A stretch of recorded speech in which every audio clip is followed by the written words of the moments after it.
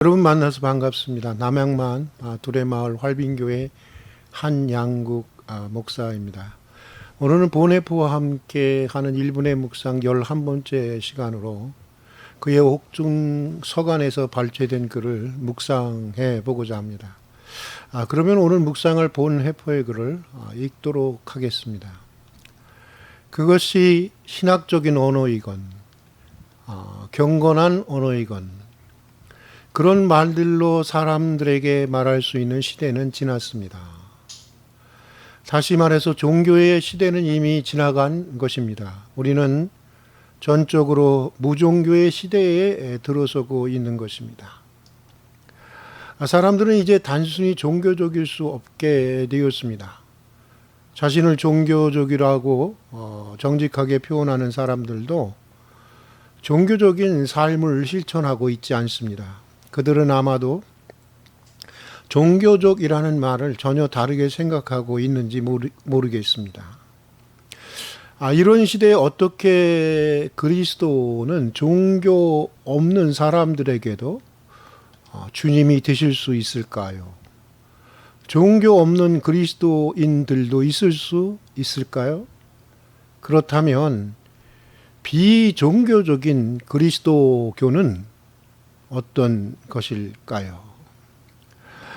본헤퍼가 살던 시대 서구 세계, 서구 유럽은 대체로 비종교적인 세계였습니다.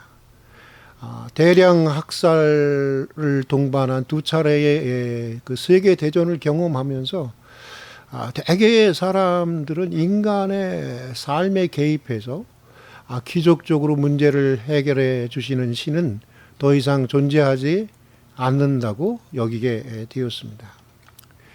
이제 대부분의 사람들은 과거처럼 인간의 한계와 인간의 곤궁에 개입해서 기적적으로 해결해 주는 만병통치의 하나님을 믿지 않게 되었습니다. 오히려 인간의 한계와 약점을 극복해가는 현대 과학의 눈부신 발전을 의지했습니다.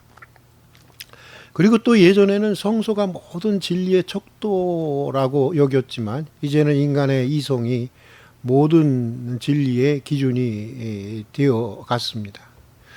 인간은 인간과 이 세상을 이해할 때 더 이상 신이나 성경을 통해서 이해하려고 하지 않았습니다.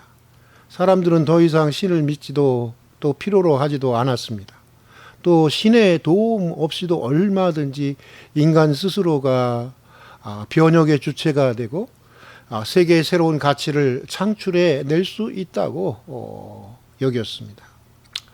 심지어 본회프가 오늘 묵상에 그래서 잠깐 언급하고 있는 것처럼 여전히 자신을 종교인이라고 여기는 사람들조차 이제는 과거 사람들이 가졌던 종교 이해와 태도와는 다른 모습들을 보여주고 있습니다. 예를 들면 과거에는 전염병이 돌면 사람들은 먼저 전염병을 첨벌이라니 하면서 성서적으로 이해하려고 했고 먼저 교회로 가서 하나님의 도움을 요청했습니다. 그러나 이제는 자신을 종교인이라고 여기는 사람들조차 전염병을 신학적으로 이해하거나 하나님의 도움을 구하려고 하기보다는 오히려 의학적으로 이해하려고 하고 의학적인 처방에 의지하려는 태도를 보여주고 있습니다.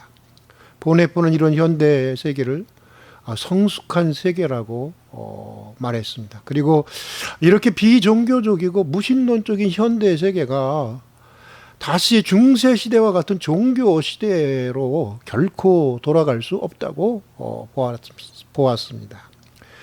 그러면서 그리스도의 복음을 증언해야 하는 신학자요 또 신앙인으로서 하나님이 부재하시는 것 같은 현실 속에서 무신론이 보편화된 비종교적인 또 세계에서 어떻게 하나님을 여전히 이 세계의 주님으로 증언할 수 있는가를 그는 고민하고 모색했던 것입니다. 본헤퍼는 오늘 묵상의 글에 잠시 언급한 것처럼 그 길을 종교적인 그리스도교가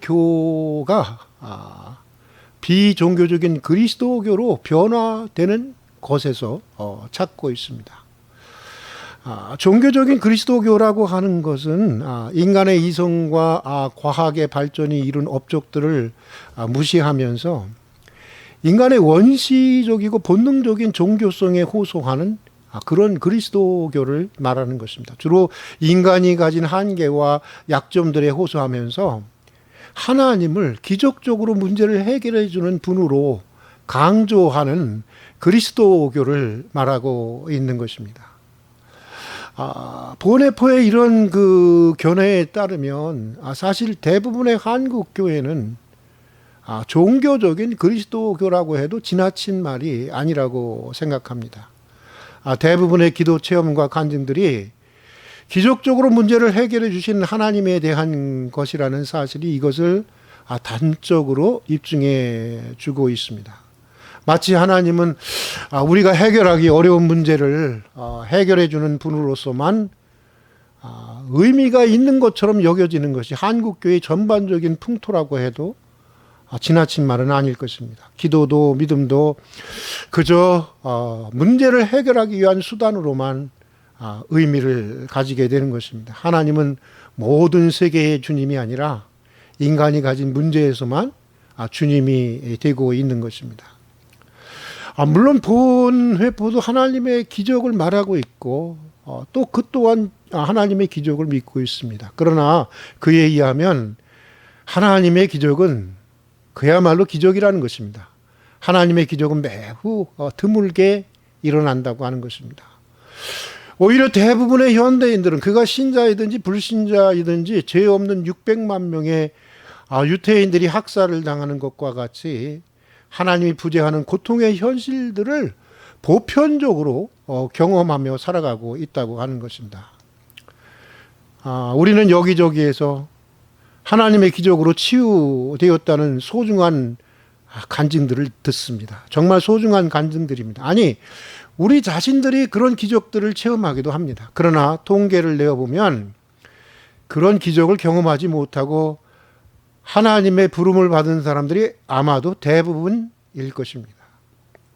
이런 현실에서 인간의 한계와 약점에서 발생하는 문제들을 해결해 주기를 원하는 원시적이고 본능적인 종교성에 호소하는 종교적인 그리스도교는 설득력을 가지기가 어려운 것입니다. 그리고 주로 문제 해결에 호소하는 종교적 그리스도교의 이런 접근 방법은 온 세계와 관계를 맺으시기를 원하시고 또 온 세계를 다스리시는 주님을 고작 과학으로 해명될 수 없는 어떤 갭이나 어떤 부분이나 인간의 한계와 문제 안에서만 활동하시는 주님으로 전락시키게 되는 것입니다. 이것이 본회포의 통찰이었던 것입니다. 본회포는 하나님의 부재를 보편적으로 또 심각하게 경험하고 있는 이 비종교화된 세상에서 하나님이 여전히 온 세상의 주님이라는 것을 증언하기 위해서는 성서가 말씀하시는 대로 십자가에 달리신 예수 그리스도를 통해서 궁극적으로 계시된 하나님을 믿는 그런 그리스도교가 되어야 한다고 했습니다. 그것이 바로 비종교적인 그리스도교입니다.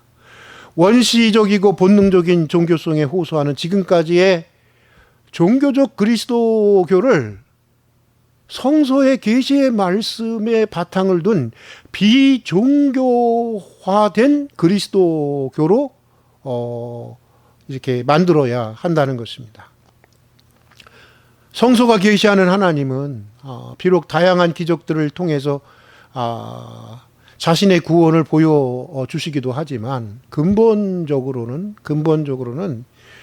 십자가라고 하는 고난과 무력함에 스스로를 내어주시는 방식으로 인간과 세계를 도우시는 하나님이십니다. 예수 그리스도가 십자가에서 경험했던 것처럼 하나님은 자신이 부재하는 방식으로, 다시 말해서 철저한 자기 비움과 자기 희생의 방식을 통해서 자신의 존재를 드러내시고 인간과 세계를 구원하시는 하나님이라고 하는 것입니다. 그러고 보면 불신자는 물론이고 종종 믿는 우리들조차 보편적으로 경험하는 하나님의 부재하심의 체험은 십자가에 달리신 예수 그리스도께서 이미 경험했던 하나님의 체험이었던 것입니다. 본회포는 이러한 비종교적인 접근이 과거 종교적인 방식보다 보편적으로 하나님의 부재를 경험하는 현대 세계에 하나님의 존재를 보다 설득력 있게 제시하는 방식이라고 보았던 것입니다. 본회포는 종교를 거부하는 비종교적인 현실 세계 속에서 단순히 종교적인 행위나 종교적인 영역에서만이 아니라 인간 삶 전체 영역에서 자신이 부재하는 것 같은 방식으로 인간과 세계를 도우시고 구원하신 하나님이라고 하는 것을 당당히 선포하는 그런 그리스도교가 되어야 한다고 하는 것입니다. 그리고 십자가에 달리신 예수 그리스도처럼 하나님이 부재하는 것 같은 현실에서도 당당하게 사랑의 십자가를 지고 그리스도를 따르는 그런 그리스도교가 되어야 한다는 것입니다. 본회포는 이것을 하나님 없이 하나님 앞에서 살아가는 삶이라고 했습니다. 그러나 본회포는 안타깝게도 비종교적인 그리스도교가 구체적으로 어떤 형태의 그리스도교인지 다 말하지 않고 순교를 당하게 됩니다. 이 점이 많이 아쉽지만 점점 더 비종교화, 반종교화 되어가는 현실 세계에서 본회포가 제시한 비종교적인 그리스도교는 지나치게 원시적이고 본능적인 인간의 종교성에 호소하는 종교적 그리스도교로서 오늘 한국교회의 현실에 죽비와 같은 각성을 촉구하고 있다고 보여집니다. 그리고 그가 말하는 비종교적 그리스도교의 구체적인 모습을 찾아가야 하는 책임이 오늘 우리에게 있는 것이 아닌가 합니다. 본회포의 묵상 가운데 어쩌면 가장 어려운 내용이지만 끝까지 경청해 주셔서 감사합니다. 오늘은 여기까지 하도록 하겠습니다.